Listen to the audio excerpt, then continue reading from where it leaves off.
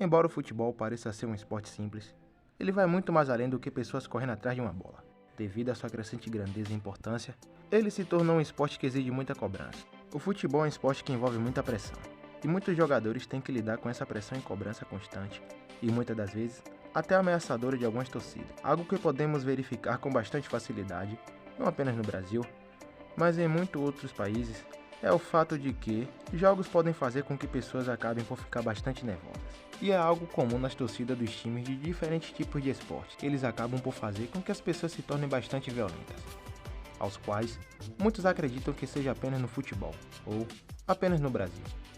E na América do Sul, mais especificamente na década de 90, o futebol colombiano seria o grande responsável por uma triste tragédia que marcaria o futebol por ali em diante. E foi por causa de um gol contra.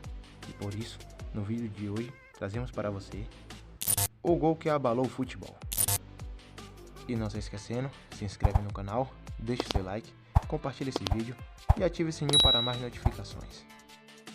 Na década de 90, a violência no futebol colombiano era algo surreal. Elas caminhavam juntas. Praticamente, era impossível jogar futebol de forma tranquila naquela época. Mas apesar de tudo isso, existia algo que deixava aquele país com um ar de felicidade, e era a seleção colombiana.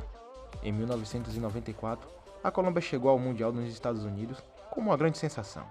Além de uma ótima eliminatória, com direito à vitória por 5-0 na Argentina, em pleno Monumental de Nunes, a seleção vinha apenas de uma derrota em 26 jogos antes da Copa de 94.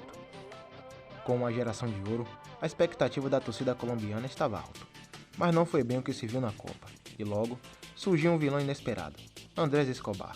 El Caballero, como era conhecido por seu jeito elegante de jogar, era um zagueiro diferenciado e aclamado por muitos, titular e campeão da Libertadores pelo Atlético Nacional.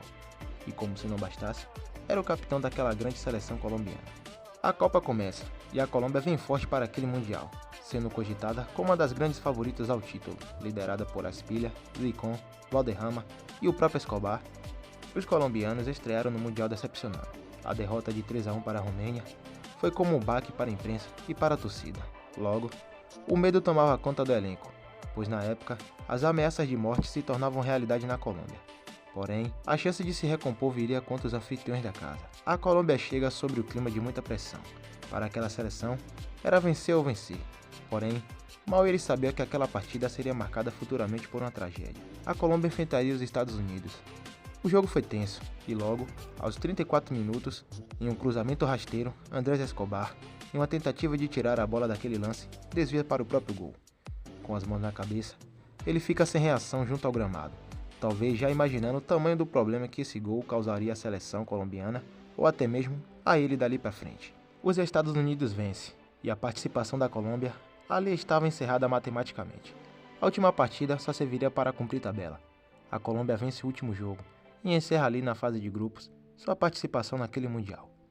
O gol contra de Escobar para os colombianos acabou sendo o grande responsável pela derrota.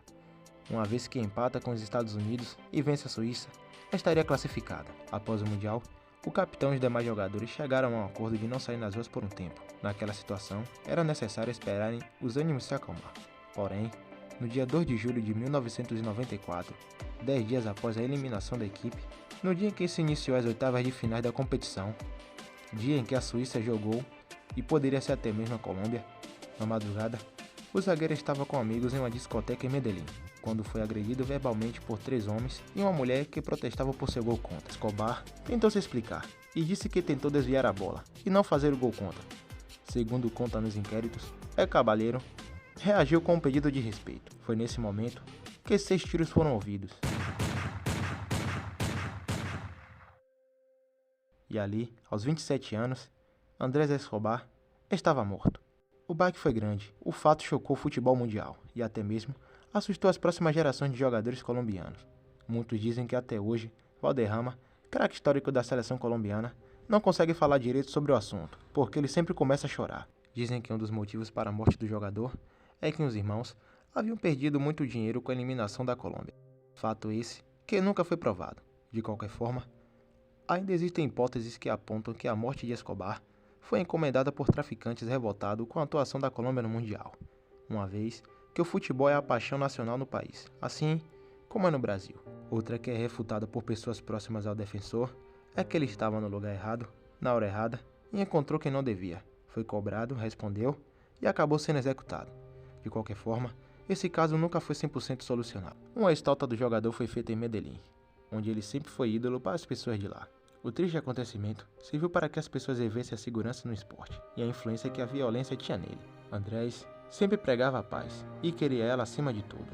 Pregava que a seleção representasse o lado bom e feliz do povo. Isso foi o que serviu de inspiração para as próximas gerações colombianas, se tornando um futebol sempre lembrado pelas cores e alegria nas arquibancadas. Um futebol que revelou e revela grandes jogadores com talentos que encantaram e encantam o mundo. Se Escobar tivesse vivo hoje, com toda certeza, estaria muito orgulhoso de que o futebol colombiano se tornou.